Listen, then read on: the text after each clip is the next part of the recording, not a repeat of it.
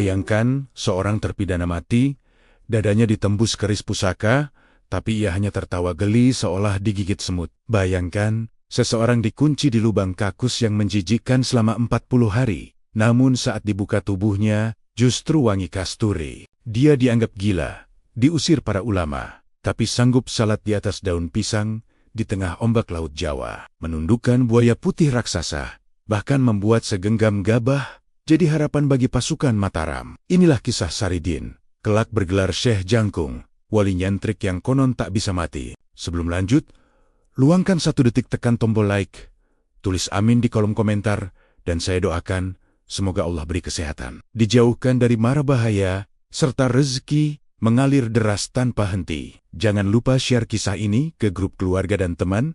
Kalau bermanfaat, like, komen, dan subscribe kalau kalian menonton sampai akhir. Semoga dilimpahi keberkahan yang tak disangka-sangka. Mari kita mulai kisahnya. Pesisir utara Jawa, wilayah Pati tepatnya sekitar desa Tayu hidup seorang petani bernama Saridin. Wajahnya biasa, pakaiannya sederhana, tetapi ada satu hal yang membuat orang cepat mengenalnya. Ia terlalu lurus. Bagi Saridin, kata-kata tidak untuk dipelintir. Ja berarti ja, tidak berarti tidak. Ia tidak pandai menyusun basa-basi, tidak pandai menyembunyikan maksud. Dan itulah yang sering membuatnya dianggap aneh oleh orang-orang desa yang terbiasa dengan bahasa halus. Namun justru kelurusan itulah yang membuat Saridin dipercaya untuk urusan kecil maupun besar. Ia bekerja di sawah, pulang sebelum gelap, dan hidupnya berjalan tenang sampai sebuah persoalan remeh. Perebutan durian pelan-pelan membuka pintu takdir yang tak pernah ia bayangkan. Di desa itu, Saridin punya kakak ipar bernama Branjung, suami dari kakak kandungnya. Branjung dikenal sebagai orang berada, punya sawah lebih luas, ternak lebih banyak, dan kata-katanya sering jadi rujukan warga. Tetapi di balik statusnya, ada sisi lain yang jarang disadari orang. Ia mudah tersulut iri ketika merasa haknya diganggu, apalagi oleh orang yang ia anggap lebih rendah. Di antara tanah Saridin dan tanah Branjung, berdiri satu pohon durian besar yang sudah ada sejak lama, tumbuh tepat di perbatasan. Setiap musim durian, pohon itu seharusnya membawa berkah, tetapi malah memancing panas. Durian jatuh kadang menggelinding, kadang memantul, kadang berhenti di garis yang sulit dipastikan. Dan dari situlah, cekcok sering meletup sekecil apapun, tetap saja meninggalkan bara. Akhirnya, untuk meredam pertengkaran yang tak pernah selesai, disepakatilah aturan yang terlihat sederhana. Din, kalau durian jatuh di tanahku, itu milikku. Kalau jatuh di tanahmu, itu milikmu, kata Branjung di hadapan beberapa saksi warga. Saridin mengangguk tanpa banyak tanya. Baginya, kesepakatan itu sudah jelas, seperti garis di tanah yang bisa dilihat mata. Tidak perlu tafsir, tidak perlu kelenturan, dan karena Saridin hidup dengan satu prinsip, janji harus dipenuhi, maka ia menerima aturan itu sebagai pegangan yang tidak boleh dilanggar. Malam pertama musim panen, Saridin berjaga di bawah pohon. Gelap menebal, angin membawa aroma tanah basah, dan daun-daun bergesek pelan, seperti bisik-bisik. Saridin menatap ke atas, menunggu bunyi jatuh yang khas, bunyi duk berat, yang membuat dada ikut bergetar. Tiba-tiba, satu durian besar lepas dari tangkainya. Jatuh, lalu berhenti di tanah bagian Saridin. Tidak ada keraguan sedikit pun. Sesuai aturan, ia membelah durian itu dan memakannya sampai habis. Tidak ada rasa bersalah, karena dalam pikirannya, ia hanya mengambil miliknya sendiri. Ia bahkan merasa lega seolah aturan yang dibuat akhirnya bekerja. Namun, pagi harinya, Branjung datang dan melihat kulit durian berserakan di dekat rumah Saridin. Wajahnya mengeras, bukan karena duriannya hilang, tetapi karena hatinya menolak menerima bahwa Saridin bisa menang dalam aturan yang ia sendiri usulkan. Dalam pikirannya, Saridin hanyalah petani lugu yang seharusnya mudah diatur. Bara iri menjalar jadi niat buruk. Ia tidak mengatakan apapun di depan Saridin, hanya menelan amarahnya rapat-rapat, lalu pulang dengan langkah cepat, seperti orang yang sedang menahan sesuatu yang mendidih di kepala. Sejak saat itu, pohon durian bukan lagi soal buah. Ia menjadi soal harga diri. Branjung mulai merencanakan pelajaran agar Saridin kapok berjaga. Saridin tidak tahu apa-apa. Ia tetap lurus, tetap percaya pada janji, dan tetap yakin bahwa selama ia tidak mengambil hak orang, ia aman. Ia belum sadar bahwa ada orang yang lebih takut kalah daripada takut berdosa. Dan ketika malam berikutnya turun, saat Saridin kembali duduk di bawah pohon durian itu, bahaya yang datang tidak memakai wajah manusia bahaya. Itu akan memakai rupa binatang buas, dan satu kejadian akan mendorong Saridin memasuki jalur hidup yang tak bisa ia putar balik lagi. Malam kembali turun di desa Tayu dengan wajah yang lebih gelap dari biasanya. Kabut tipis merayap dari persawahan, menempel di batang-batang pohon seperti napas dingin yang ditahan. Saridin duduk bersila di bawah pohon durian, punggungnya bersandar pada batang kasar yang sudah ia kenal sejak kecil. Tangannya memegang pentungan kayu seadanya, bukan untuk gagah-gagahan, hanya sebagai teman berjaga. Baginya, malam hanyalah malam, dan tugasnya sederhana, memastikan durian jatuh sesuai aturan. Ia tidak membawa rasa curiga, apalagi prasangka. Pikiran Saridin lurus, seperti jalur air di pematang sawah. Di kejauhan, sepasang mata mengintai dari balik semak. Branjung datang tanpa suara. Tubuhnya tertutup kulit harimau loreng yang telah diawetkan. Bau apek kulit binatang bercampur keringat membuat dadanya sesak.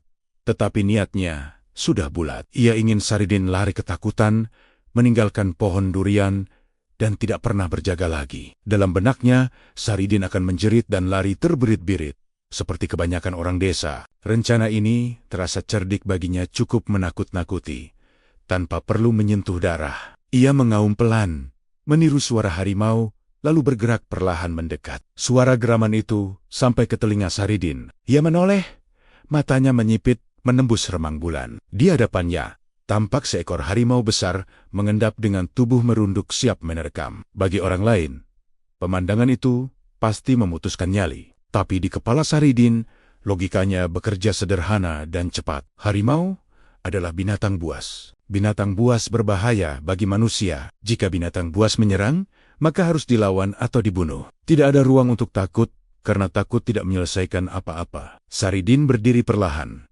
menggenggam pentungan kayu dengan kedua tangan.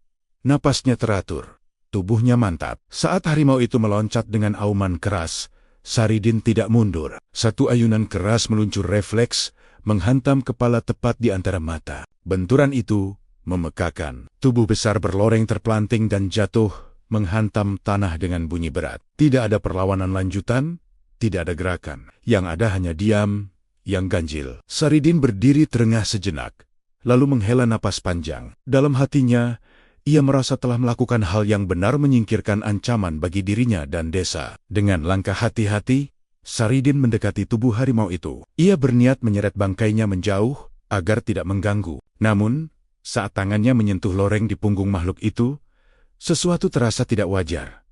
Kulitnya longgar. Saridin menarik sedikit, dan seketika kulit harimau itu terlepas. Di baliknya, bukan bulu dan daging binatang yang ia temukan, melainkan wajah manusia.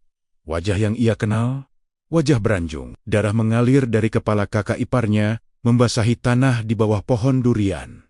Saridin terpaku, dadanya sesak, matanya membelalak. Dunia yang ia pahami runtuh dalam satu tarikan napas. Ia tidak menjerit, tidak menangis. Ia hanya berdiri kaku, mencoba mencerna apa yang matanya lihat. Dalam benaknya, ia mengulang kejadian itu berkali-kali. Dan logikanya tetap sama. Yang ia pukul adalah harimau yang hendak menerkam. Namun kenyataan di hadapannya berkata lain. Seorang manusia telah mati di tangannya. Malam itu menjadi batas yang tak terlihat. Sebelum pukulan itu, Saridin hanyalah petani lurus yang menjaga pohon durian. Sesudahnya, ia adalah lelaki yang akan dituduh pembunuh. Ia belum tahu bagaimana warga desa akan bereaksi. Belum tahu bagaimana hukum manusia bekerja. Yang ia tahu hanya satu. Pagi akan datang, orang-orang akan berkumpul, dan kisah ini tidak akan berhenti di bawah pohon durian. Dari sinilah langkah Saridin akan dibawa menuju pengadilan para wali. Dan takdirnya mulai bergerak ke arah yang jauh lebih besar dari sekadar urusan buah. Pagi buta di desa Tayu pecah oleh jeritan yang mengguncang ketenangan. Kabar kematian Branjung menyebar cepat, seperti api menyambar ilalang kering. Warga berdatangan membawa obor. Sebagian masih mengenakan kain tidur. Sebagian lagi berlari tanpa alas kaki. Di bawah pohon durian, tubuh Branjung tergeletak kaku bersimbah darah, dengan kulit harimau yang masih menempel setengah di badannya. Pemandangan itu membuat orang-orang tercekat, antara ngeri dan tak percaya. Di dekat mayat itu, Saridin berdiri tegak, Wajahnya datar. Bukan karena keras hati, melainkan karena pikirannya masih berusaha memahami apa yang sebenarnya terjadi malam tadi. Tangis pecah ketika istri Branjung kakak kandung Saridin sendiri menerobos kerumunan. Ia menjatuhkan diri di samping jasad suaminya, memeluk tubuh dingin itu sambil menjerit memanggil nama. Tuduhan pun langsung mengarah pada Saridin. "Kamu tega, Din. Kamu membunuh kakakmu sendiri." Suara itu penuh amarah dan duka. Namun, Saridin tidak menghindar. Ia menatap kakaknya dengan mata jujur dan menjawab pelan, "Mbak, aku tidak membunuh Mas Branjung. Demi Allah, yang aku pukul itu harimau yang mau menerkamku." Jawaban itu justru membuat kerumunan bergemuruh. Beberapa orang menggeleng. Beberapa berbisik, menyebut Saridin sudah gila. Kepala dusun maju ke depan, wajahnya tegang. "Din, ini jelas-jelas mayat manusia. Harimau dari mana?" Saridin tetap kukuh. Dengan logika lurusnya ia berkata, "Kalau itu Mas Branjung, kenapa dia pakai kulit harimau dan mengaum seperti harimau? Kalau dia datang sebagai manusia, tidak mungkin aku memukulnya." Kata-kata itu membuat warga terdiam sejenak. Ada benarnya, ada juga yang tak bisa diterima.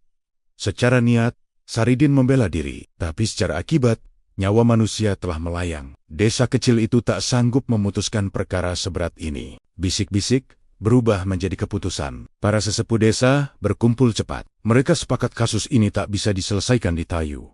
Saridin dianggap berbahaya bukan karena niat jahat, tapi karena kekuatan yang tak biasa. Membunuh harimau hanya dengan satu hantaman bukan perkara remeh. Tak ada penjara desa yang diyakini mampu menahannya. Akhirnya satu nama disebut sebagai jalan keluar, Kudus. Biarlah Kanjeng Sunan Kudus yang memutuskan. Beliau dikenal sebagai wali yang tegas dalam hukum dan disegani seluruh Jawa. Saridin diikat tangannya, bukan dengan kasar, tapi cukup kuat agar ia tidak melawan. Ia tidak memberontak, langkahnya tenang saat digiring keluar desa. Di sepanjang jalan menuju Kudus, warga mengiringi dengan perasaan campur aduk. Takut, kasihan, dan penasaran. Saridin menunduk, bukan karena malu, melainkan karena pasrah. Dalam hatinya, ia yakin satu hal, Allah Maha mengetahui niat hambanya. Ia tidak berniat membunuh manusia, dan ia percaya kebenaran itu akan menemukan jalannya sendiri. Sesampainya di Kudus, suasana berubah. Menara masjid menjulang. Halaman pesantren terasa berat oleh wibawa. Para santri berbaris rapi. Tatapan mereka menusuk tajam ke arah pria desa yang datang sebagai pesakitan. Saridin didudukan bersimpuh di pendopo pengadilan. Di hadapannya Kanjeng Sunan Kudus duduk tenang dengan sorban putih. Wajahnya teduh namun tegas. Di sisi lain, para algojo berdiri dengan keris pusaka terhunus. Udara terasa menekan dada. Di tempat ini hukum bukan sekadar aturan manusia, tapi pelajaran bagi seluruh umat. Saridin mengangkat wajahnya perlahan. Ia tahu inilah titik balik hidupnya. Apapun yang akan keluar dari mulutnya, apapun yang akan diputuskan oleh sang wali, akan menentukan nasibnya selamanya. Apakah kepolosannya akan dianggap kebenaran, atau justru menjadi alasan hukuman paling berat? Di pendopo Kudus itulah benturan antara hukum syariat dan lurusnya hakikat Saridin akan diuji, dan dari ujian ini, keanehan yang lebih besar masih menunggu untuk terjadi. Pendopo Kudus pagi itu dipenuhi ketegangan yang tak kasat mata. Udara terasa berat, seolah setiap tarikan napas harus meminta izin. Saridin duduk bersila di tengah ruang, tangannya terikat di depan, punggungnya tegak. Ia tidak tampak seperti orang yang sedang menunggu kematian. Wajahnya justru tenang, polos, seperti petani yang datang menghadap lurah untuk urusan sawah. Di hadapannya Kanjeng Sunan Kudus memandang dengan sorot mata tajam, namun jernih. Mata seorang wali yang terbiasa menimbang hukum dan batin manusia. Sekaligus, Saridin. Suara Sunan Kudus terdengar dalam dan jelas. "Benarkah engkau membunuh Branjung, kakak iparmu sendiri?" Pertanyaan itu sederhana, tapi bobotnya seperti gunung. Semua mata tertuju pada Saridin. Para santri menahan napas. Para punggawa menunggu jawaban yang bisa menentukan hidup dan mati. Saridin menunduk sebentar, lalu mengangkat wajahnya. "Ampun, Kanjeng Sunan," katanya dengan bahasa desa yang kental, "kulo tidak membunuh Mas Branjung. Yang kulo pukul itu makan." Kalau ternyata di balik kulit makan itu ada Mas Branjung, itu di luar pengetahuan kulo. Jawaban itu membuat pendopo bergumam. Ada yang menggeleng tak percaya, Ada yang saling pandang. Bagi akal kebanyakan orang, pernyataan itu terdengar mengada-ada. Namun Sunan Kudus tidak langsung memotong. Beliau menatap Saridin lebih dalam, seolah mencoba menembus lapisan kata-kata menuju niat di dalam dada. "Engkau tahu, Saridin," ujar Sunan Kudus perlahan, "dalam hukum syariat, nyawa manusia adalah amanah besar. Sengaja atau tidak, jika nyawa melayang, ada hisabnya." Saridin mengangguk pelan. Ia tidak membantah hukum itu, karena ia tahu Sunan Kudus berbicara benar. Sidang berlangsung singkat namun padat. Para saksi menyampaikan apa yang mereka lihat. Fakta bahwa Branjung menyamar memang terungkap, tetapi fakta lain tak terbantahkan. Branjung mati oleh pukulan Saridin. Sunan Kudus terdiam cukup lama. Keheningan itu membuat jantung banyak orang berdebar. Akhirnya, dengan suara tegas, beliau berkata, "Hukum harus ditegakkan. Karena nyawa telah melayang, maka hukum qisas berlaku." Palu keputusan seakan diketok di udara. Vonis mati dijatuhkan. Dua algojo maju ke depan. Keris pusaka berlekuk 7 dihunus perlahan dari warangkanya. Kilatan logamnya memantulkan cahaya matahari pagi, membuat sebagian orang memalingkan wajah. Saridin tidak berteriak, tidak memohon ampun. Ia memejamkan mata. Bibirnya bergerak lirih mengucap nama Allah. Baginya, mati bukanlah sesuatu yang menakutkan jika ia tidak berdusta pada hatinya sendiri. Algojo menghujamkan keris itu ke dada Saridin. Namun yang terjadi di luar dugaan siapapun. Keris itu tidak menembus tubuh seperti seharusnya. Dalam satu versi, keris itu terpental seolah membentur batu. Dalam versi lain, keris memang menembus. Saridin tersungkur, tapi hanya sesaat. Beberapa detik kemudian, Saridin bangkit kembali, mengusap dadanya sambil mengernyit bingung. "Loh Kanjeng," katanya polos, "kok rasanya cuma geli? Sudah selesai." "Ya." Pendopo Kudus geger. Algojo mundur dengan wajah pucat, tangan gemetar. Para santri terbelalak.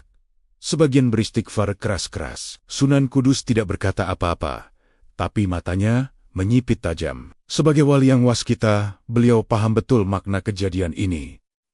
Tubuh Saridin tidak bisa dimatikan dengan cara biasa. Ada perlindungan yang belum dicabut oleh Allah. Membunuhnya dengan senjata fisik hanya akan menjadi sia-sia. Sunan Kudus berdiri. Suaranya kembali terdengar. Kali ini lebih berat. "Saridin," ucapnya, "hukuman mati fisik tidak berlaku bagimu. Namun bukan berarti engkau bebas dari kesalahan. Semua kembali diam. Engkau harus dihukum dengan cara lain. Bukan untuk mematikan jasadmu, tapi untuk mematikan hawa nafsumu." Dari kalimat itulah, hukuman yang jauh lebih mengerikan dari kematian mulai membayang. Hukuman yang akan menguji Saridin di tempat paling hina, paling gelap, dan paling menjijikkan yang pernah dibayangkan manusia. Pendopo Kudus kembali hening setelah Sunan Kudus mengucapkan kalimat yang menggantung nasib Saridin. Semua mata menunggu kelanjutan titah sang wali. Dengan langkah mantap, Sunan Kudus menunjuk ke sudut kompleks pesantren, ke arah sebuah bangunan kecil yang jarang diperhatikan orang. "Saridin," ucapnya tegas, "engkau akan bertapa di dalam jamban kakus itu. Masuklah ke lubang pembuangan kotoran. Jangan makan, jangan minum, dan jangan keluar sebelum aku sendiri yang membukanya. 40 hari. Seketika terdengar helaan napas ngeri. Hukuman itu terasa lebih kejam daripada kematian. Dikurung hidap-hidap di tempat paling hina, paling bau, dan paling gelap. Para santri saling pandang dengan wajah pucat. Lubang jamban itu bukan sekadar ruang sempit. Di sanalah kotoran manusia dibuang setiap hari. Bau busuknya menyengat. Udara di dalamnya pengap, nyaris tanpa cahaya. Bagi kebanyakan orang, masuk ke sana saja sudah membuat mual. Apalagi tinggal berhari-hari. Banyak yang yakin Saridin akan mati perlahan. Bukan oleh pedang, tetapi oleh lemas, racun udara, dan keputusasaan. Sunan Kudus sendiri tidak berkata apa-apa lagi. Hukuman sudah ditetapkan. Tinggal melihat siapa yang kalah. Jasad Saridin atau hawa nafsunya. Saridin mendengar putusan itu tanpa gentar. Ia menoleh ke arah jamban yang ditunjuk, lalu kembali menatap Sunan Kudus. "Inggih, Kanjeng," jawabnya pendek. Tidak ada tawar-menawar, tidak ada keluhan. Ia berdiri, berjalan mendekati lubang itu dengan langkah ringan. Beberapa santri menutup hidung ketika Saridin mendekat, tetapi Saridin tidak bereaksi. Baginya, perintah guru adalah jalan. Tanpa ragu, ia melompat turun ke dalam lubang gelap itu. Pintu ditutup rapat, dipaku mati. Gelap pun menelan tubuh Saridin. Hari pertama berlalu. Bau busuk dari lubang itu menyengat, lebih keras dari biasanya. Orang-orang yang lewat mempercepat langkah. Hari kedua, ketiga, dan seterusnya. Tidak ada suara apapun dari dalam. Tidak ada teriakan, tidak ada ketukan minta tolong. Beberapa santri mulai berbisik bahwa Saridin pasti sudah mati. Tidak mungkin manusia bertahan di sana, kata mereka. 10 hari berlalu, lalu 20 hari. Lubang itu tetap sunyi. Yang keluar hanya bau menyengat yang membuat perut mual. 40 hari terasa lama bagi yang menunggu. Namun bagi Saridin di dalam, waktu seperti tidak bergerak. Dalam gelap total, ia duduk bersila. Tidak ada makanan, tidak ada minuman, hanya kesadaran yang perlahan dilepaskan dari tubuh. Ia tidak melawan bau, tidak melawan kegelapan. Ia membiarkan semuanya ada, lalu menenggelamkan diri dalam zikir dan kepasrahan. Bagi Saridin, ini bukan hukuman, melainkan ruang sunyi untuk bertemu Tuhannya tanpa gangguan dunia. Hari ke-40 akhirnya tiba. Pagi itu, Sunan Kudus datang ke lokasi jamban bersama para santri senior. Wajah beliau tenang, tapi sorot matanya menyimpan rasa ingin tahu yang dalam. Buka. Perintahnya singkat. 2 santri maju dengan ragu, menutup hidung rapat-rapat. Paku dicabut. Papan diangkat perlahan. Mereka bersiap mundur menghadapi bau bangkai yang menusuk. Namun yang terjadi justru membuat mereka terhenti. Dari dalam lubang itu bukan bau busuk yang keluar, melainkan aroma wangi yang lembut dan menenangkan. Wangi kasturi yang kuat, seperti bunga mekar di musim hujan. Para santri saling pandang, tak percaya pada hidung mereka sendiri. Lalat-lalat yang biasanya beterbangan justru menjauh. Saat mata mereka menyesuaikan dengan gelap, tampak Saridin duduk bersila di dasar lubang. Pakaiannya bersih, tubuhnya segar, wajahnya bersinar tenang. Ia membuka mata perlahan, menatap ke atas, lalu tersenyum. "Sampun Kanjeng," katanya polos. Rasanya baru sebentar, Sunan Kudus mengangguk pelan. Dalam hatinya, hukuman itu telah menjawab segalanya. Yang duduk di hadapannya bukan orang gila atau pembunuh, melainkan seseorang yang telah mematikan hawa nafsunya di tempat paling hina. Dari lubang kotoran itulah, jalan Saridin menuju tahap baru kehidupan, spiritualnya benar-benar terbuka. Sejak hari Saridin keluar dari lubang jamban, dengan tubuh wangi dan wajah tenang, sikap orang-orang di Kudus berubah. Mereka yang sebelumnya berbisik sinis, kini menunduk hormat. Sunan Kudus sendiri menerima Saridin sebagai murid. Namun tanpa upacara besar, tidak ada pengumuman, tidak ada sanjungan. Saridin hanya diminta tinggal dan belajar seperti santri lain. Meski begitu, sejak hari pertama, Saridin sudah tampak berbeda. Ia tidak memilih tidur di bilik santri, melainkan sering menghilang saat malam. Kadang orang melihatnya tertidur bergelantungan di dahan pohon, kadang duduk menyendiri di sudut sepi. Karena kebiasaan itulah, para santri menjulukinya santri kalong datang dan pergi tanpa pola, seperti kelelawar. Di pesantren, Saridin jarang terlihat mengaji kitab berjam-jam. Ia hadir saat perlu, lalu kembali menghilang. Sikap ini membuat beberapa santri senior merasa terusik. Mereka yang sudah bertahan-tahan belajar dengan disiplin ketat, merasa kehadiran Saridin mencederai tatanan. "Apa istimewanya dia?"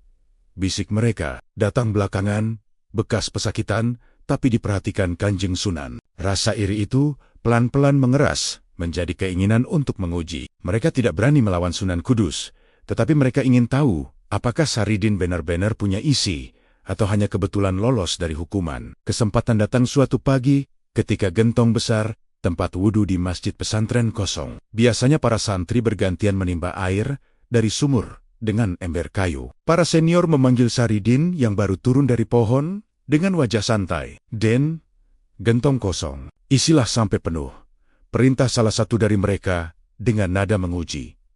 Saridin mengangguk tanpa banyak tanya. Ia melangkah menuju tempat penyimpanan alat, hendak mengambil ember. Namun, tangannya ditepis. Sebagai gantinya, seorang senior menyodorkan keranjang bambu berlubang. Biasa dipakai untuk membawa rumput. "Pakai ini," kata si senior sambil tersenyum mengejek. "Kalau kau memang sakti, buktikan." Isi gentong dengan keranjang ini. Tawa kecil pecah di antara mereka. Ini bukan tugas, ini penghinaan. Secara akal sehat, air tidak mungkin dibawa dengan keranjang berlubang. Mereka berharap Saridin bolak-balik basah kuyup, dipermalukan di depan banyak orang. Saridin menatap keranjang itu sejenak, lalu menerimanya. "Inggih Kang, Jawabnya ringan, tidak ada marah di wajahnya. Tidak ada keberatan. Saridin berjalan ke sumur. Para santri mengikuti dari kejauhan, siap menertawakan. Di tepi sumur Saridin berhenti sebentar. Ia menengadahkan wajah. Bibirnya bergerak pelan, bukan membaca mantra, hanya doa kepasrahan. Ia mencelupkan keranjang bambu ke dalam air, lalu mengangkatnya perlahan. Keheningan mendadak jatuh di halaman masjid. Air di dalam keranjang itu tidak tumpah, tidak menetes. Diam dan tenang, seolah keranjang itu bukan berlubang, melainkan wadah utuh.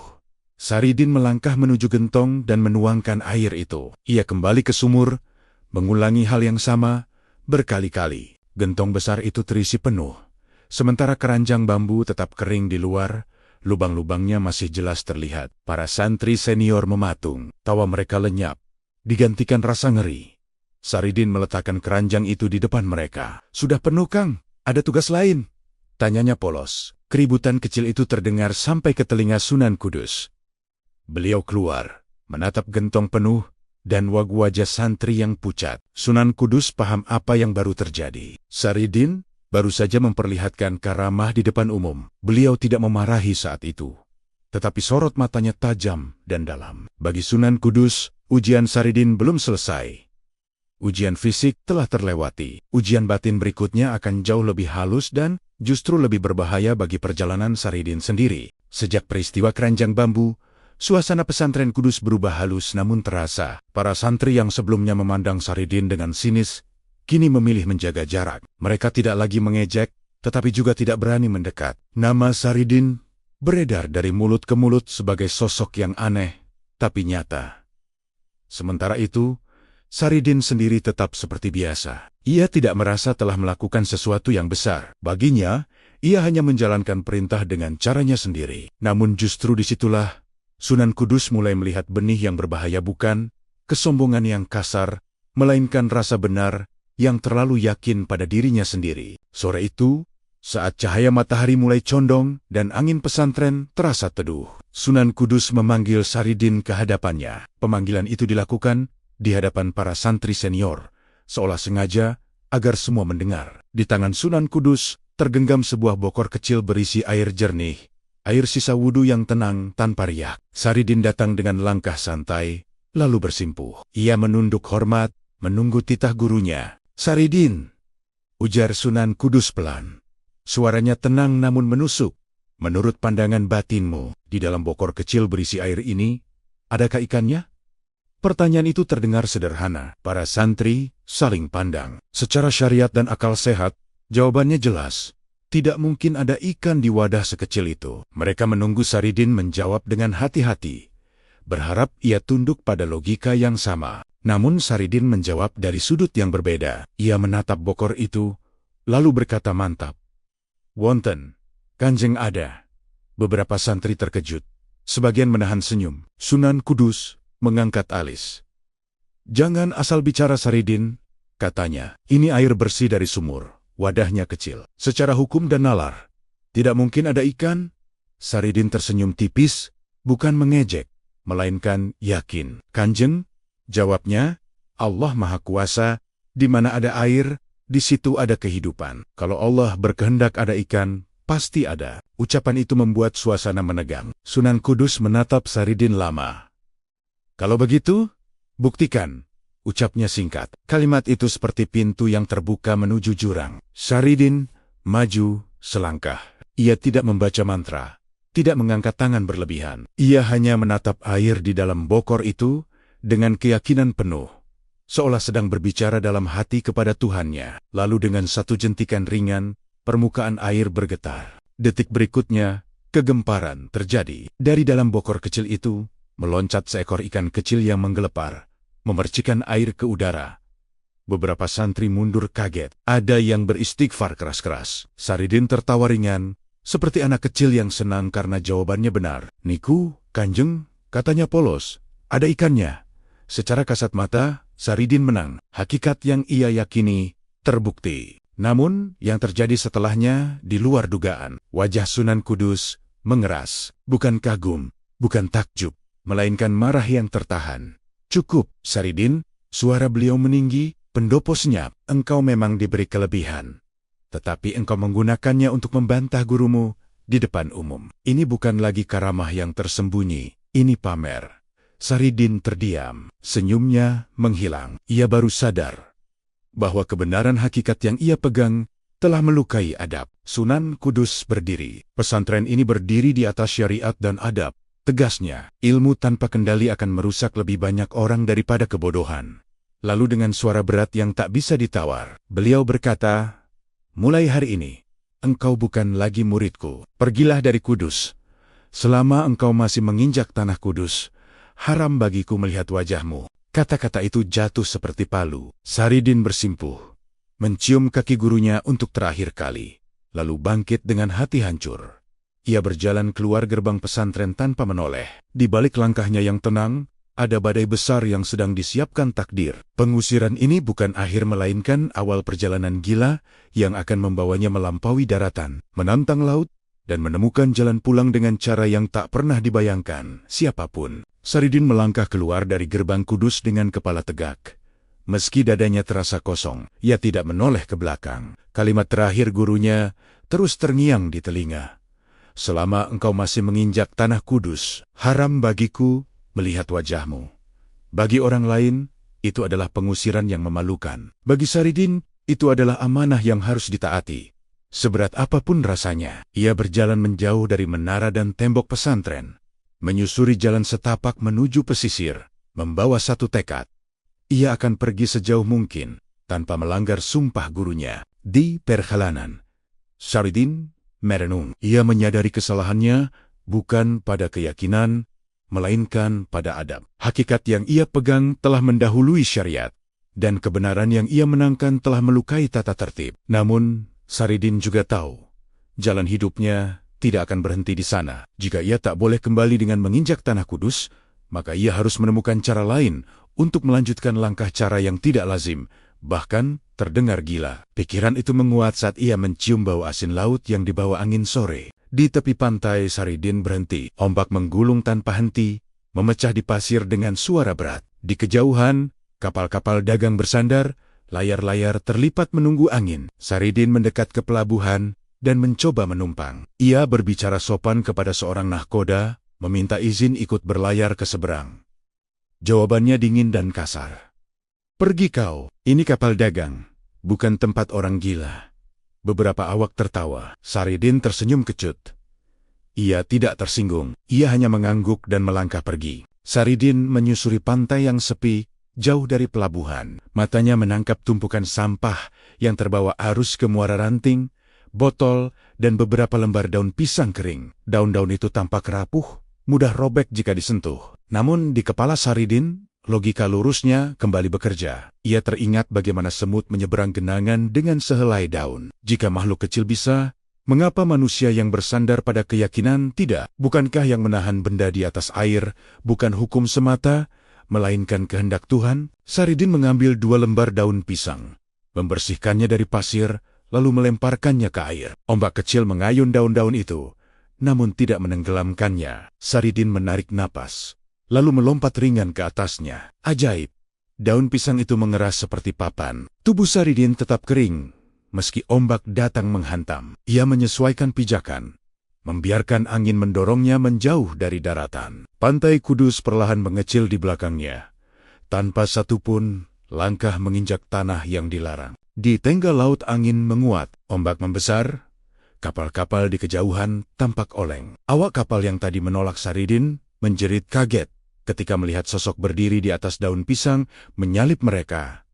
Beberapa menyebutnya hantu laut. Saridin hanya melambaikan tangan. Senyum tipis tersungging di wajahnya. Ia tidak bermaksud pamer. Ia hanya berjalan di jalannya sendiri, mengikuti sumpah dan takdir. Saat matahari condong ke barat dan waktu salat tiba, Saridin berhenti bergerak. Ia menegakkan tubuh di atas daun pisang, mengangkat tangan dan bertakbir. Aneh tapi nyata, ombak di sekelilingnya mereda.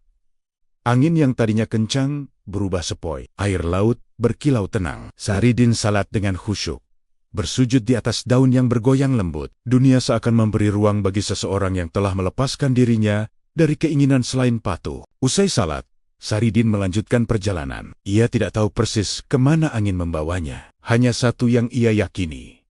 Ia sedang menjauh dari tanah yang melarangnya.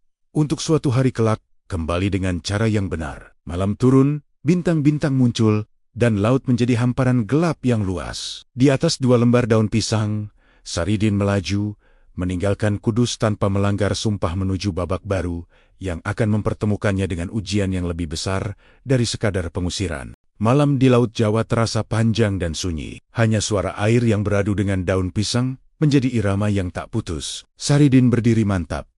Lututnya lentur mengikuti gerak gelombang. Ia tidak menantang laut, tidak pula melawannya. Ia membiarkan ombak mengajarinya keseimbangan. Setiap ayunan air, ia jawab dengan napas teratur. Seolah tubuhnya telah sepakat dengan alam. Jangan saling mengalahkan, cukup saling memahami. Di kejauhan, lampu-lampu kapal dagang tampak seperti bintang jatuh yang tersesat di permukaan air. Beberapa awak kapal yang menyalakan lentera masih menoleh berkali-kali ke arah Saridin. Ada yang menyebutnya hantu, ada yang berbisik ketakutan, ada pula yang mengucap istighfar. Saridin tidak peduli. Ia melambaikan tangan sekali lagi, lalu memalingkan wajah ke depan. Dalam benaknya, ia mengingat sumpah gurunya dan rasa perih saat melangkah keluar dari gerbang Kudus. Rasa itu belum hilang, tetapi ia tidak ingin menenggelamkannya dengan amarah. Ia memilih menaruhnya di tempat paling aman. Di hadapan Tuhan, angin berembus lebih kencang menjelang fajar. Daun pisang bergoyang, tetapi tidak karam. Saridin mengatur pijakan, lalu duduk sejenak untuk mengistirahatkan kaki. Di langit, warna gelap mulai memudar. Cahaya tipis muncul di garis timur, menandai pergantian malam.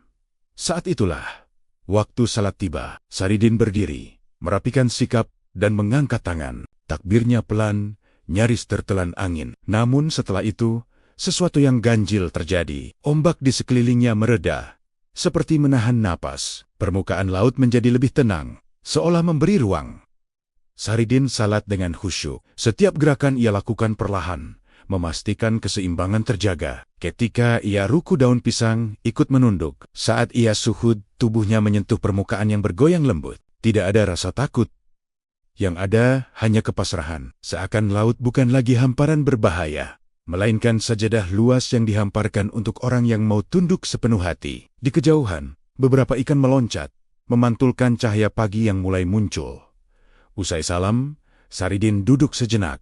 Dadanya terasa lapang. Ia menatap cakrawala yang kini berwarna keemasan. Angin membawa aroma asin yang segar. Di belakangnya, kapal-kapal yang tadi menyalip kini tertinggal jauh. Ada yang berhenti, ada yang memperlambat laju, seolah para pelaut masih mencoba memahami apa yang mereka lihat. Saridin tidak menoleh. Ia kembali berdiri dan membiarkan daun pisang melaju mengikuti arus. Siang menjelang, matahari naik tinggi. Panas mulai menyengat. Tetapi Saridin tetap tenang. Ia memanfaatkan beang-beang tubuhnya sendiri, mengatur posisi agar tidak terlalu lama terpapar. Ia tidak makan dan tidak minum. Tetapi ia juga tidak merasa lemah. Di dalam dirinya ada keyakinan yang bekerja pelan namun kuat. Jika perjalanan ini dikehendaki, maka jalan akan dibukakan satu persatu. Menjelang sore, daratan tampak samar di kejauhan. Garis hijau yang mula-mula tipis perlahan menebal. Saridin tahu ia hampir sampai. Daun pisang mulai melambat saat arus berubah. Ia bersiap menurunkan kaki ketika air menjadi lebih dangkal. Saat akhirnya pijakannya menyentuh pasir basah, Saridin turun dengan hati-hati. Ia menoleh ke laut sejenak, mengucap syukur, lalu melangkah ke darat. Beberapa warga pesisir mematung melihat kedatangannya. Mereka berbisik, tak percaya pada mata sendiri. Saridin hanya tersenyum, menyapa dengan sopan, lalu melangkah menjauh dari pantai. Ia tidak tahu bahwa kabar tentang orang yang menyeberang laut dengan daun pisang akan segera menyebar. Ia juga belum tahu bahwa perjalanan berikutnya akan membawanya ke sungai besar dengan penjaga yang lebih ganas. Jang Iata, satu ujian telah terlewati dan babak baru telah menunggu di seberang. Kedatangan Saridin di tanah seberang tidak berlangsung sunyi. Cerita tentang lelaki Jawa yang menyeberangi laut hanya dengan 2 lembar daun pisang menyebar cepat dari mulut ke mulut. Di pasar-pasar, di tepian sungai, hingga ke telinga para hulu balang, kisah itu dibumbui rasa takut dan kagum. Orang-orang menyebutnya manusia setengah gaib. Sebagian lain menyebutnya wali yang sedang menyamar. Saridin sendiri tidak mencari perhatian. Ia berjalan menyusuri tepian Sungai Musi, mengamati kehidupan orang-orang Palembang dengan rasa ingin tahu yang tenang, seolah ia hanyalah perantau biasa yang baru tiba. Namun di Palembang, orang asing yang berbeda jarang dibiarkan lama tanpa diuji. Kabar tentang Saridin sampai ke istana. Sang penguasa ingin memastikan satu hal, apakah orang ini ancaman atau berkah. Maka Saridin dipanggil menghadap. Ia datang dengan pakaian sederhana, tanpa sikap merendah berlebihan. Tatapannya lurus, jalannya santai. Beberapa punggawa memandangnya dengan curiga. Di tanah ini, kesaktian bukan hal asing, tetapi setiap kesaktian harus diuji. Penguasa Palembang tidak memilih ujian adu silat atau adu ilmu. Ia memilih sesuatu yang lebih menentukan ujian hidup dan mati. Jika engkau benar-benar sakti, titahnya, turunlah ke lubuk Sungai Musi dan mandikan penjaganya. Orang-orang terdiam. Lubuk itu dikenal angker. Di sanalah bersemayam buaya putih raksasa yang dianggap siluman, pemangsa siapapun yang mendekat. Banyak pendekar hilang di sana. Perintah itu sejatinya vonis kematian bagi kebanyakan orang. Saridin mendengar titah itu dengan wajah datar. Memandikan? Tanyanya, polos. Kalau ada sabunnya. Beberapa orang tertawa gugup. Saridin dibawa ke tepian sungai yang airnya hitam dan berputar pelan. Ratusan warga berkumpul di kejauhan, memanjat pohon dan atap rumah. Mereka ingin melihat dengan mata sendiri, apakah lelaki ini akan menjadi santapan buaya. Saridin melangkah turun ke air setinggi lutut, lalu bersiul kecil, seperti memanggil hewan ternak. Permukaan sungai bergetar. Air bergolak, lalu pecah. Dari kedalaman muncul seekor buaya putih raksasa. Tubuhnya sebesar perahu lesung. Matanya merah menyala. Rahangnya terbuka, menampakkan gigi-gigi tajam. Ombak kecil tercipta dari gerakannya. Teriakan histeris terdengar dari tepi sungai. Buaya itu meluncur cepat ke arah Saridin. Ekornya mengibaskan air dengan kekuatan mematikan. Saridin tidak mundur. Ia berdiri tegak, lalu mengangkat tangan. Saat moncong buaya tinggal sejengkal, Saridin menamparnya bukan dengan amarah, melainkan sentuhan tegas dan tenang. Keajaiban terjadi seketika. Tubuh buaya itu berhenti, aura ganasnya meredup. Mata merahnya berubah sayu. Ia menutup mulut dan menunduk, seperti hewan yang baru disadarkan. Saridin tersenyum, mengelus kepala buaya itu. "Jangan galak," katanya pelan. "Nanti tidak punya teman." Saridin naik ke punggung buaya putih. Hewan itu berenang pelan menyusuri sungai, membawa Saridin berkeliling seperti perahu. Warga Palembang terdiam. Sebagian bersujud syukur, sebagian lagi menangis tak percaya. Sang penguasa turun dari tempatnya dan membungkuk hormat. Ia paham. Yang ia lihat bukan sihir hitam, melainkan karamah buah dari hati yang tidak dikuasai rasa takut selain kepada Tuhan. Saridin turun kembali ke tepi sungai dan pamit dengan sopan. Ia menolak hadiah dan pujian, hatinya justru terasa berat oleh rindu yang tiba-tiba datang. Tanah Jawa memanggilnya pulang. Bukan Kudus tempat ia diusir, melainkan sebuah sudut sepi, tempat ia bisa kembali menjadi orang biasa. Namun kepulangannya kali ini tidak akan sunyi. Nama Saridin telah terlanjur menggema, dan gema itu akan membawanya menuju babak baru yang lebih besar dari sekadar ujian buaya putih. Setelah peristiwa di Sungai Musi, Saridin tidak menoleh ke belakang. Ia berjalan meninggalkan Palembang dengan langkah ringan, seolah kejadian menakjubkan itu bukan apa-apa. Pujian dan bisik kagum yang mengikuti dari kejauhan tidak ia kumpulkan di dada.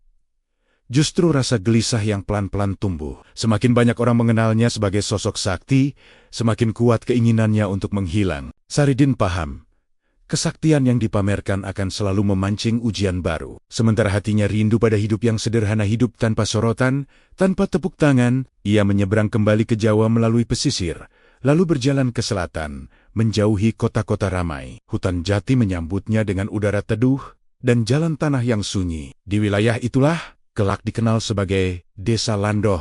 Saridin memutuskan berhenti. Tempatnya tidak istimewa. Tanah kering, sungai kecil, dan rumah-rumah kayu yang berjajar jarang. Justru karena itulah Saridin merasa cocok. Di sini, ia bisa menyimpan masa lalunya dan memulai hidup sebagai orang biasa. Saridin menyamar sepenuhnya. Ia tidak membawa cerita tentang daun pisang atau buaya putih. Ia memperkenalkan diri sebagai orang yang mau bekerja apa saja. Tak lama, ia diterima bekerja oleh seorang janda kaya yang dipanggil warga Mbok Rondo.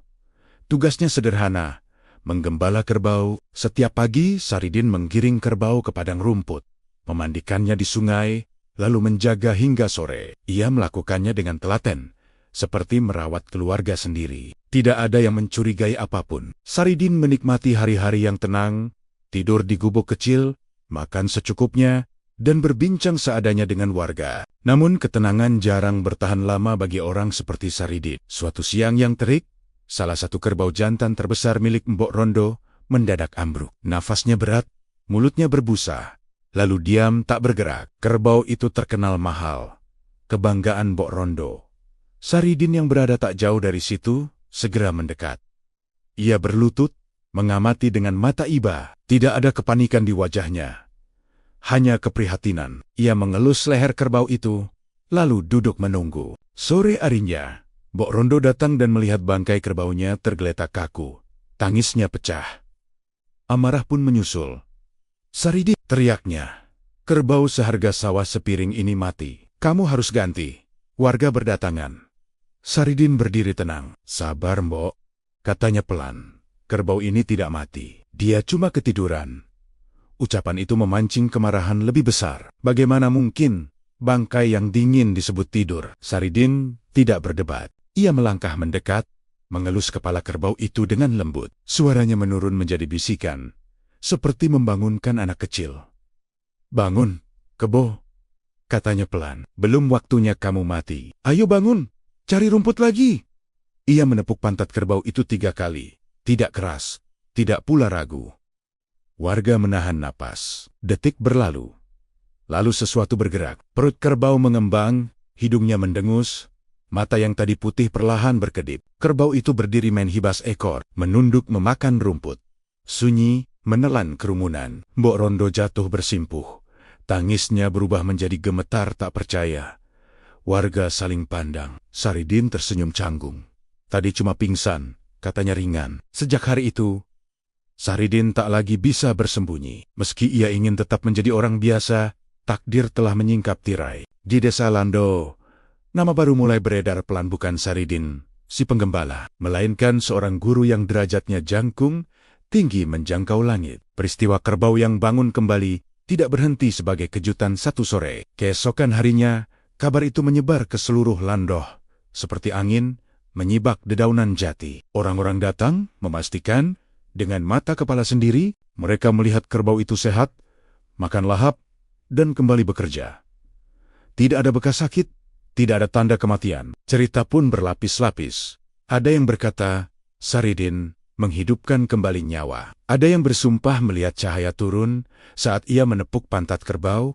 Ada pula yang menuduhnya dukun. Saridin sendiri tetap seperti biasa pagi, menggembala, sore pulang, malam tidur lebih awal. Ia tidak membantah, tidak juga menguatkan cerita. Mbok Rondo berubah sikap. Dari majikan yang marah, ia menjadi orang yang paling melindungi Saridin. Ia tahu betul harga kerbau itu.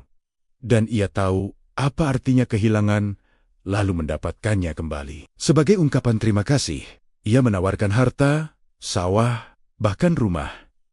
Saridin menolak dengan halus. Ia tidak ingin hidupnya berubah karena pujian. Namun Mbok Rondo bersikeras memberi sebidang tanah untuk Saridin tinggal. "Anggap saja tempat berteduh," katanya. Saridin akhirnya menerima.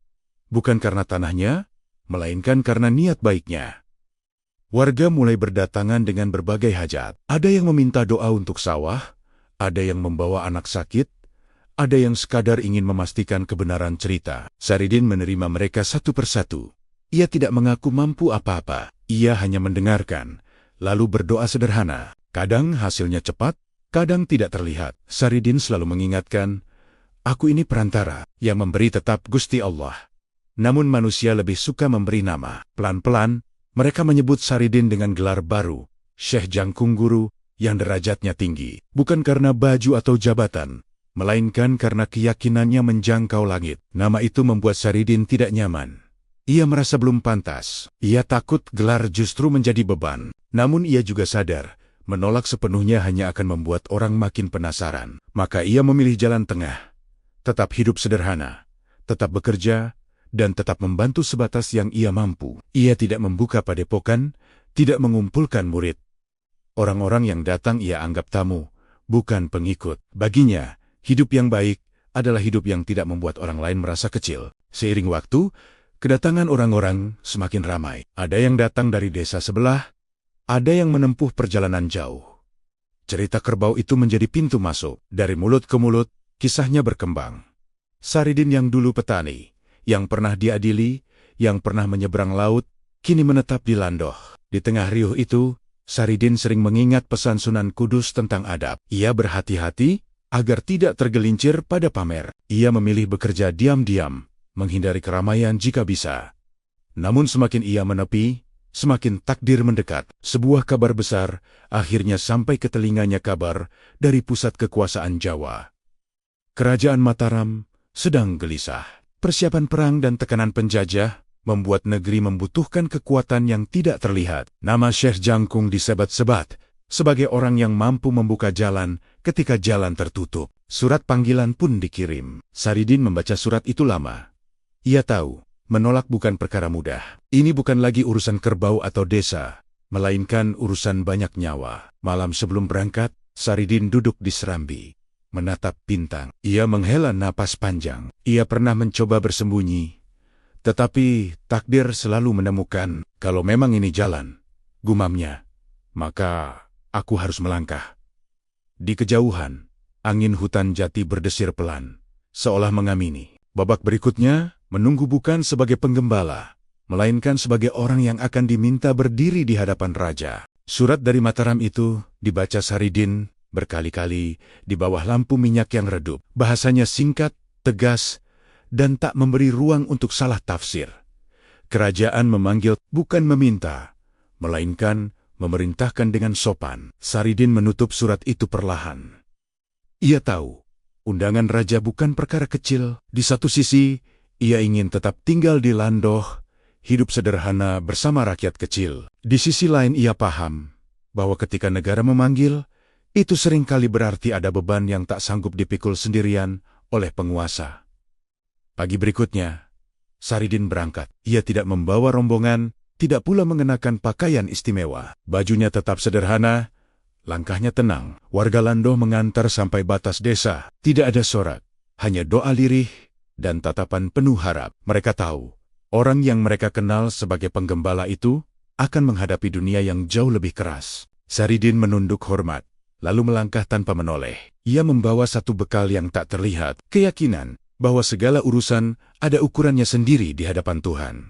Keraton Mataram menyambut dengan megah. Dinding tinggi, halaman luas, dan barisan prajurit berdiri tegak. Di Balairung, para punggawa berkumpul dengan pakaian kebesaran. Tatapan mereka beragam saat Saridin melangkah masuk. Ada yang meremehkan, ada yang penasaran, ada pula yang menahan senyum. Mereka melihat lelaki desa tanpa tanda pangkat, tanpa keris berhias emas. Sulit membayangkan orang seperti itu dipanggil untuk urusan besar negara. Di singgasana Sultan Agung, duduk dengan wibawa yang menekan, wajahnya tegas, sorot matanya tajam, namun menyimpan lelah yang dalam. Mataram sedang berada di masa sulit.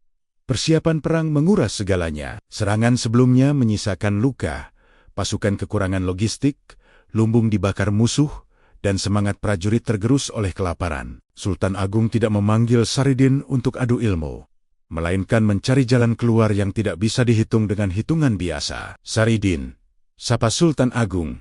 Suaranya bergema, negeriku butuh pertolongan. Bukan pedang yang kurang, melainkan perut yang kosong.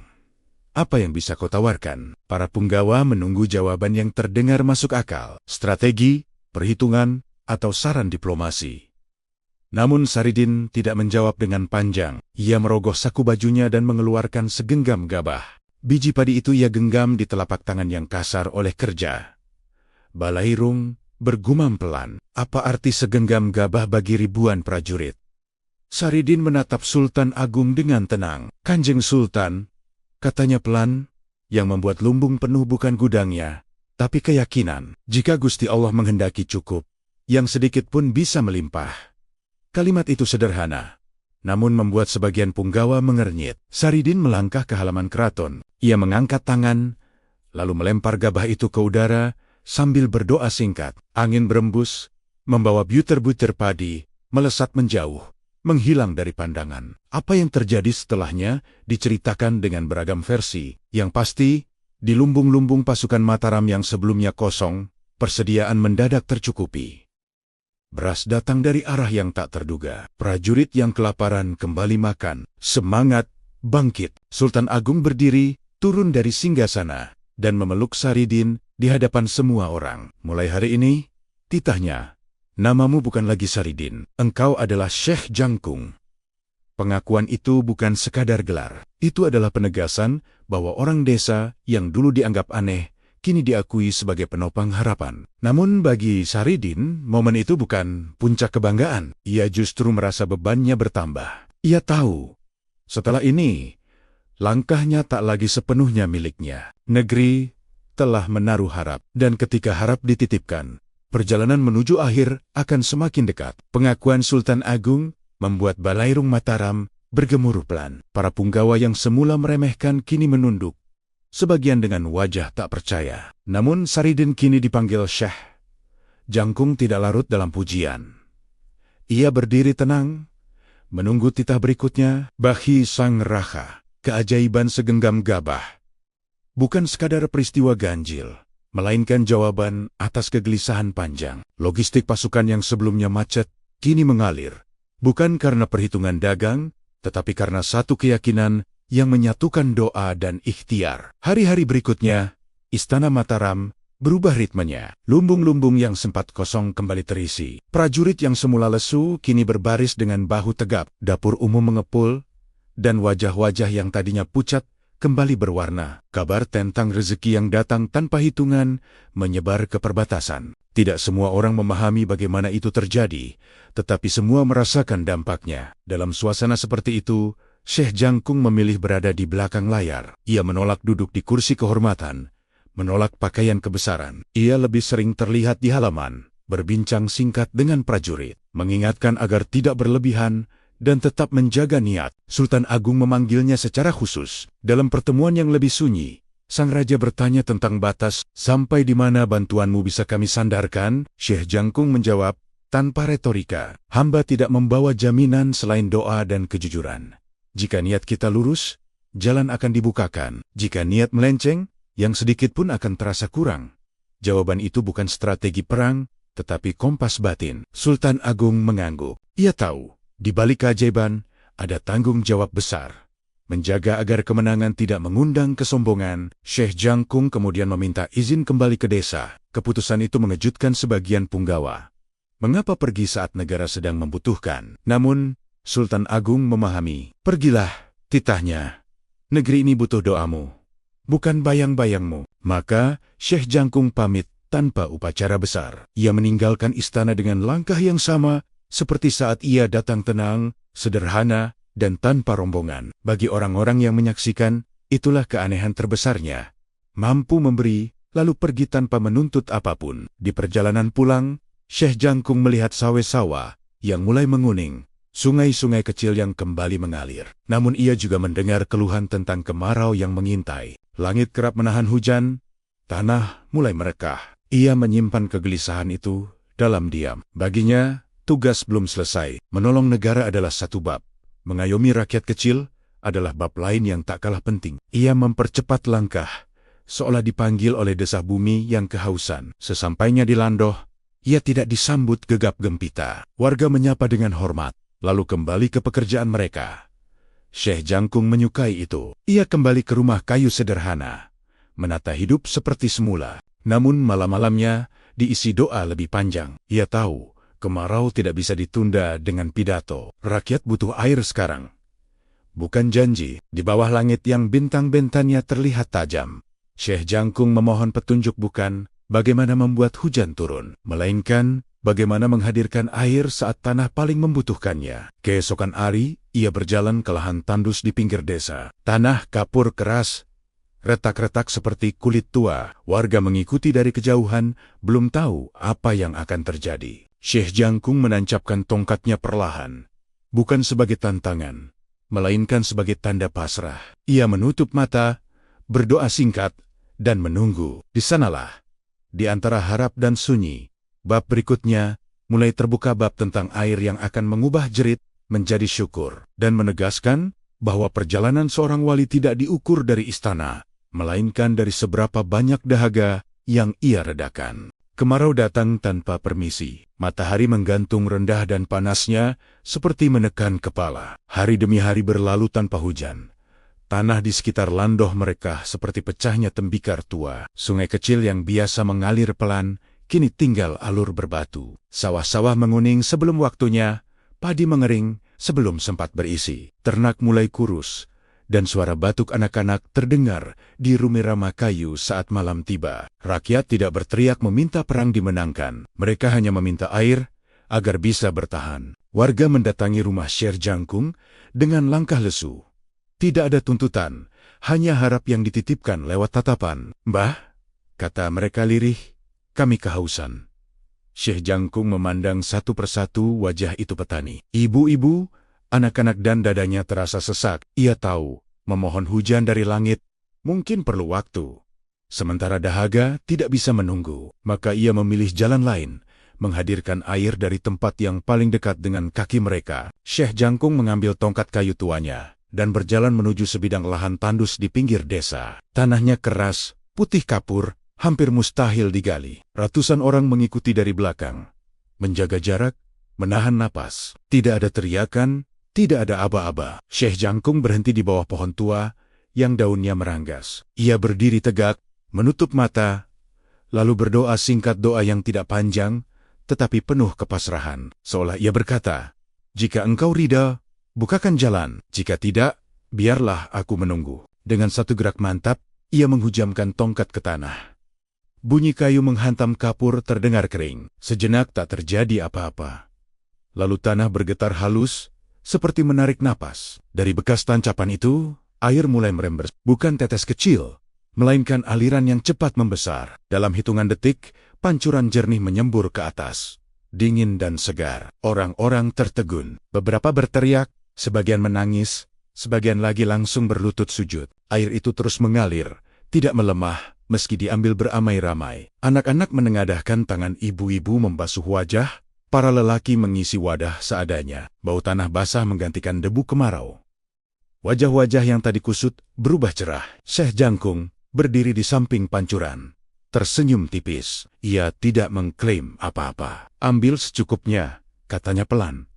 "Jaga baik-baik." Sejak hari itu, pancuran itu dikenal sebagai sumur tiban air yang datang tiba-tiba tanpa digali. Meski kemarau berlanjut, sumur itu tak pernah kering. Airnya tetap jernih, dingin, dan cukup untuk desa. Sawah kembali disiram, ternak kembali kuat, dan malam-malam menjadi lebih tenang. Orang-orang menjaga sumur itu bersama, seolah menjaga titipan yang tak ternilai. Bagi mereka, sumur tiban bukan sekadar air, melainkan tanda bahwa harapan tidak selalu datang dari langit. Kadang ia muncul dari tanah yang paling keras. Syekh Jangkung kembali ke rumah kayunya. Rambut dan jenggotnya kini memutih seluruhnya. Ia lebih sering duduk diam di serambi, menatap bulan. Karamah yang dulu liar kini menjadi tenang, diarahkan untuk menguatkan, bukan memukau. Ia merasa tugasnya hampir selesai. Di suatu malam yang hening, angin dingin bertiup berbeda lebih lembut, lebih pasti. Syekh Jangkung menghela napas panjang. Ia tahu tanda itu. Pagi berikutnya, ia masih menyapa warga dengan senyum yang sama. Namun, langkahnya lebih pelan. Ia duduk lebih lama, berdoa lebih khusyuk, seolah ia sedang merapikan bekal untuk perjalanan terakhir. Sumur tiban terus mengalir, dan desa kembali hidup. Di balik kegembiraan itu, waktu sedang menyiapkan penutup. Babak akhir perjalanan Saridin Syekh Jangkung sudah dekat, dan ia menyambutnya tanpa gentar, seperti ia menyambut setiap ujian sebelumnya, dengan tenang dan penuh pasrah. Malam itu turun dengan cara yang berbeda di desa Landoh. Angin berhenti berembus, daun-daun jati terdiam, dan suara serangga seolah menahan diri. Syekh Jangkung duduk di serambi rumah kayunya, menatap bulan purnama yang menggantung utuh. Wajahnya tenang, lebih tenang dari biasanya, seakan ia sedang menunggu tamu yang sudah lama dijanjikan. Tidak ada kegelisahan di matanya, tidak ada penyesalan. Ia tahu, setiap perjalanan memiliki ujung, dan ujung itu tidak selalu berarti kehilangan. Di dalam rumah, anak cucu dan beberapa orang terdekat berkumpul. Mereka merasakan suasana ganjil itu tanpa mampu menjelaskannya. Syekh Jangkung memanggil mereka satu persatu, memberi senyum yang hangat, menepuk bahu dengan lembut. "Ojo pada nangis," katanya pelan. "Urip iki mong mampir ngombe." Kalimat itu sederhana, tetapi berat. Ia bukan sedang berpamitan seperti orang sakit, melainkan menenangkan orang-orang yang ia cintai agar tidak takut pada perpisahan. Saat malam makin larut, Syekh Jangkung berbaring, napasnya teratur. Wajahnya bersih, seperti orang yang hendak tidur nyenyak. Di sekelilingnya, doa dipanjatkan lirih. Tidak ada tangisan keras, hanya isak tertahan. Syekh Jangkung membuka mata perlahan, menatap langit-langit rumah yang sederhana. Bibirnya bergerak mengucap kalimat tauhid dengan suara yang hampir tak terdengar. Dalam satu tarikan napas panjang, ruh itu pun melesat pergi tanpa drama, tanpa jerit, kembali kepada sang pemilik dengan cara yang paling ia kenal. Tenang, kabar wafatnya Syekh Jangkung menyebar cepat. Pagi itu, Landoh dipenuhi orang dari berbagai penjuru. Petani, pedagang, santri, bahkan utusan dari jauh, datang berbondong-bondong. Mereka ingin mengantar kepergian sosok yang dulu dianggap gila, lalu dicurigai, kemudian dicintai. Jenazahnya dimandikan dengan khidmat, dikafani sederhana, dan disyalatkan bersama. Tidak ada kemegahan berlebihan, yang ada hanya rasa kehilangan yang jujur. Pemakaman berlangsung teduh. Tanah Landoh menerima jasad itu dengan sunyi yang hormat. Orang-orang berdoa, sebagian terisak, sebagian termenung. Saat liang ditutup, tidak ada rasa selesai. Justru muncul perasaan aneh seolah Syekh Jangkung tidak benar-benar pergi. Seolah ia hanya berpindah tempat duduk. Dari serambi rumah ke ruang yang tak terlihat mata. Hari-hari berlalu. Makam Syekh Jangkung tak pernah sepi. Siang malam, orang datang bergantian. Ada yang membaca Yasin, ada yang berzikir, ada yang hanya duduk diam mencari ketenangan. Banyak yang bersaksi merasakan suasana hangat dan damai di sekitar makam itu. Bukan rasa takut, bukan pula misteri yang mencekam. Yang ada justru rasa diterima seperti bertemu kakek tua yang bijak dan jenaka. Legenda pun tumbuh. Orang menyebutnya wali yang tak bisa mati. Bukan karena jasadnya bangkit, tetapi karena pengaruhnya tidak pernah padam. Sumur Tiban masih mengalir. Cerita-cerita tentang keberaniannya menampar logika tetap hidup. Dari rebutan durian, pengadilan wali lubang hamban, daun pisang di laut, hingga menolong rakyat kecil, semuanya menjadi pengingat bahwa jalan menuju Tuhan tidak selalu rapi dan lurus. Kisah Saridin mengajarkan satu hal yang mahal. Jangan tergesa menilai dari tampilan. Orang yang terlihat bodoh bisa menyimpan kejernihan hati. Orang yang dianggap gila bisa jadi paling jujur pada kebenaran. Syekh Jangkung tidak meninggalkan kitab tebal atau kerajaan besar. Ia meninggalkan teladan, keberanian untuk lurus, kesediaan untuk diuji, dan kerendahan hati untuk tidak melekat pada pujian. Malam kembali turun di Landoh. Angin berembus pelan, membawa doa-doa yang tak putus. Di bawah cahaya bulan, makam itu berdiri tenang. Syekh Jangkung telah wafat, tetapi kisahnya terus berjalan di hati orang-orang yang belajar untuk tidak meremehkan siapapun, dan untuk percaya bahwa kebenaran kadang datang dengan wajah yang paling sederhana.